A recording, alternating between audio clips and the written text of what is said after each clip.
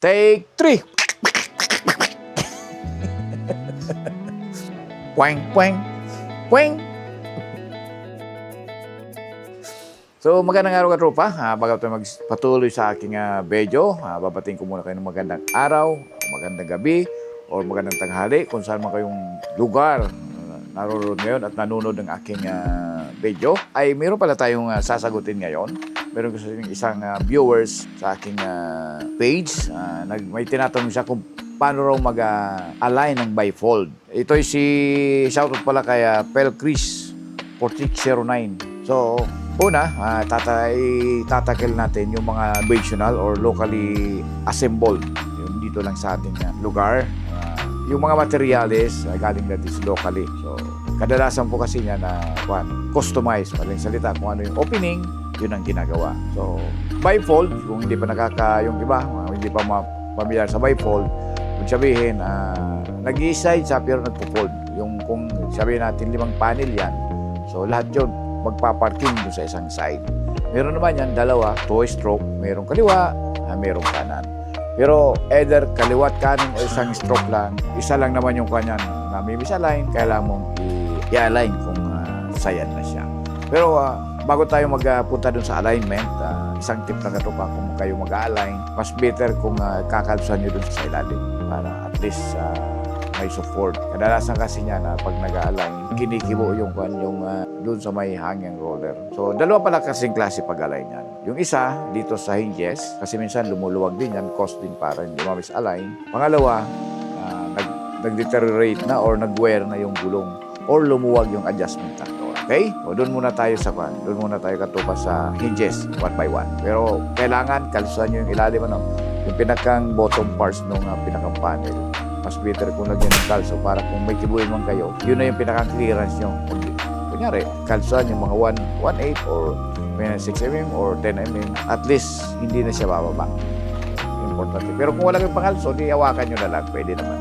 Let's go. Doon tayo sa... Yung hinges kasi kadalasan, kinuha niya yan naka-rivets o naman naka-screw. Kadalasan kaikot niya, lumuluwag yung mounting screw or yung rivets. Or minsan doon sa hinges, yung pinakang kuha niya doon, yung 5V niya doon, lumuluwag. So, 2 way.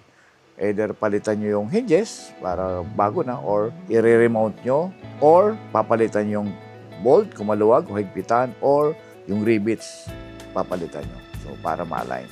Kung doon sa hinges yung problema. Minsan, take note din, minsan palagay yung hinges pero pala yung pinakang panel maluluwag na rin. So, beware din kayo doon. Yun lang, hindi ganong komplikado doon sa hinges kasi makita nyo kagad. Minsan, common yan para wala nang chichibureche. Tanggalin nyo yung hinges, isa-isa, palitan nyo yung bago, remount, mas better. Kung sa hinges, So, kasi kaya lumuwag yan, medyo gastado na rin yung hinges natin. Next, kung yan yung problema, solve na, ma-align nyo na. Pero kung pag hindi pa talaga kuwan siya, kunyari, nakibuo nyo na yung hinges, palagay nyo sa hinges, hindi pa rin sumasayad pa rin. Yan. So, minsan doon sa taas, doon sa pinakang roller. Kadalasan kasi bifold, may kuwan siya, guide rail, yung parang release sa taas, parang binaliktad. Same time, doon linalagay yung hanging roller. Yung hanging roller naman, kinoconnect doon sa pinakang bottom parts ng panel. Yun yung magdadala, mag-hold ng load. Minsan, pag sumayad yung na-misalign, marami kasing klaseng misalign, pero isang cause yung kaya nag-misalign, yung ating panel, dikit na. Sayad na doon sa pinakang flooring o pinakang bottom parts ng panel. Or hindi na maganda, kaya tinatawag na misalignment. So, para may align yan, meron kasing yung doon sa roller kasi. Doon sa, kung familiar kayo sa roller, wala kasi like tayo dito pang demo. Yung pinakang roller kasi, nakahang yan. Meron doon adjusting nut, counter, pataas or pababa yung ikot. Same time, hindi nyo kasi matatanggal yung kadalasan yan, hindi nyo matatanggal yung roller. Kasi may plans yan eh. Doon sa tagiliran ng panel, ganitong panel. Kita niyan, yan. Yung panel dito, dito yung release, sample na lang Kaya itong panel, imagine niyo lang itong panel. Minsan yung roller nakalagay dito sa taas. Meron yan na parang rod, interconnect doon sa plans ng roller, nakakabit doon sa panel, tapos roller na. Minsan may tornil yan dito. Pwedeng taas, pwedeng baba. Kadalasan niya, kailangan mong ikutin yung yung pinakang rod niya. Kasi yun ang kadalasan lumuluwag. Meron niya lock dito sa tagiliran. Or something meron, hanapin niyo yung lock. Pag tinanggal niyo kasi yung lock niyan, parang naka-screw, naka-L yung gano'n, no? Yung roller niya. Yan. Ganun. Pag tinanggal nyo rito yung screw, parang lock screw, mahuhugot nyo na yung pinakang roller. Mailalayo mo doon sa panel, para madidetach mo doon sa pinakang glass panel. Kung ano man yung panel, glass panel o aluminum panel. Basta yung pinakang yung panel niya para mag-fold. Pag tinalis mo yun, matatanggal mo, maiikot mo na. Ibig sabihin, pag inikot mo pataas, clockwise, ibig sabihin, pag ganun ikot, aangat itong panel. So, hindi nasasayad. Minsan naman kasi, misalign, ang sayad naman doon sa taas. Yung pinakang in-between ng, hindi ko nakita sa camera, ganyan pala. Kunyari, naalis nyo na, nawala tuloy ko. Kunyari, naalis nyo na, may rad yun. Pag inikot mong pa clockwise, yung kung ano ikot ng relos, clockwise, pag ganun. Ibig sabihin, kinabit mo yung binalik mo yung pinakang roller, nakat-angat na. Kung ang natin, ang pinag-usapan natin, yung panel saya dito sa flooring, pwedeng angat. Pero meron din kasing misalign, yung naman yung pinakang ibabaw ng panel, doon naman nakadikit sa pinakang guide rail. May case din kasi kaming gano'n na encounter. So, ang gawin mo naman, pababa naman yung ikot counterclockwise. And then, pero huwag nyo kalimutan, bago ikutin, baka mahirapan nyo, hindi mo mapansin. May lock kasi yan ng kadalasan may dalawang nut para hindi gumalaw. Minsan, isa lang din nalagay, minsan kayo dalawa. Kung medyo yung air gap mo, yung in between ng panel, saka yun doon sa ilalim ng guide rail, medyo mataas pa, dinadalawang nut dyan para may lock. Pero kung medyo limited lang, isa lang ilalagay. Na susundan yung katropa, mag-message na lang kayo kung medyo hindi nyo gano'n na susundan para ulitin natin pwede kayong tumawag sa akin pala kung kung medyo nalalabuhan kayo, pwede nyo kayong i-approach doon sa ating page para ma-tackle natin ulit para ipaliwanag natin ulit. Right? Best, tuloy tayo. Sana tayo napunta doon sa pag-ikot. Clockwise, aangat yung natin, panel. Counterclockwise, bababa. Ayan. So, pag nakuha mo na yung pinakang clearance, kadalasan, ibabalik mo ulit ibabalik mo yung roller. Ayan. And then, ilalak mo ulit dito kung saan yung tinanggal yung lock. Importante kasi, makita nyo kung saan ba yung lock kung hinges man yan, or doon sa roller, meron yan siguradong lock na talagang for service purposes.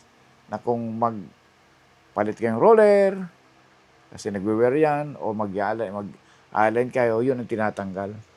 Kadalasan isang screw, naka-screw sa tagiliran. Pag tinanggal mo yun, mahuhugot nyo na yung hiwalay mo na yung roller doon sa panel. So, common, yan lang talaga yung pag-a-align ng bifold. Palagi meron niya na adjustment, ibig sabihin meron niyang adjusting nut or adjusting screw para mai-align natin.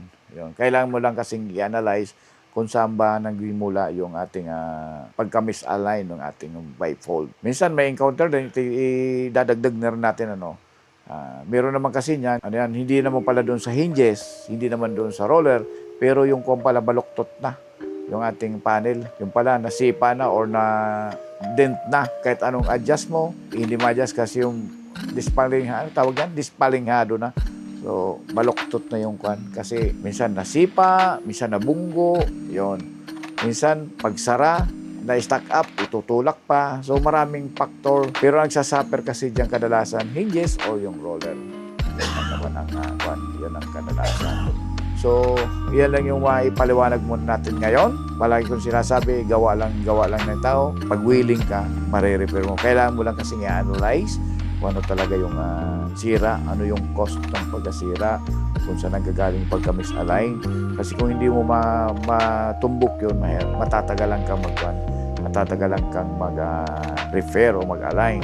Pero may isa pa akong i-input, bago nyo galawin yung unit, lalo misalign, kailangan nyo munang magtanong o mag-imbestiga sino ba yung huling gumamit at sino yung gumagamit, paano ba yung paggamit nila, o minsan, ano ba yung nito, yung function bifold, kahit sabihin natin, alam mo yung bifold, minsan tatanungan, paano ba ito ginagamit, paano yung sinasara, binubukas, at paano ba nasira, yung nasira ba ito, medyo talagang nahihirapan na kayong magbukas, pagsara, hanggang sa hindi nag-misalign na, hindi ba ito na sipa, o nabunggo, o matagal na ba ito, ilang taon na ba o ilang buwan na ginagamit to hanggang sa nasira. So, kailangan may kwan yan, matanong yan doon sa gumagamit para makakuha kayong idea kung paano nyo kibuin. Same time, pag naka-invest na kayo mismo, i-try nyo rin i-function test.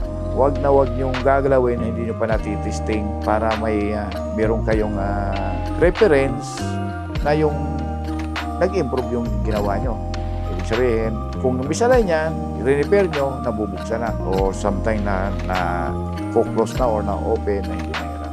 So, importante yan. Bago galawin, kailangan function test, testingin. Kung hindi na talaga mabuksan o masara, so wala tayong magawa. Talagang kibuin mo na. At least, alam mo na nung ginawa mo yan, hindi na talaga gumagana. Kasi minsan, mayroong mga client na minsan babalikan pa tayo. Sabihin, nung ginalaw nyo yan, gumagana naman. But ngayon, hindi na nag-function. Kaya better pakitesting. So, based on my experience, English yun,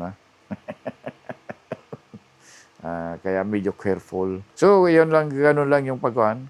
Isang way, paano i-align yung bifold. Ayan, medyo mapanood lang talaga pag nag-align yan.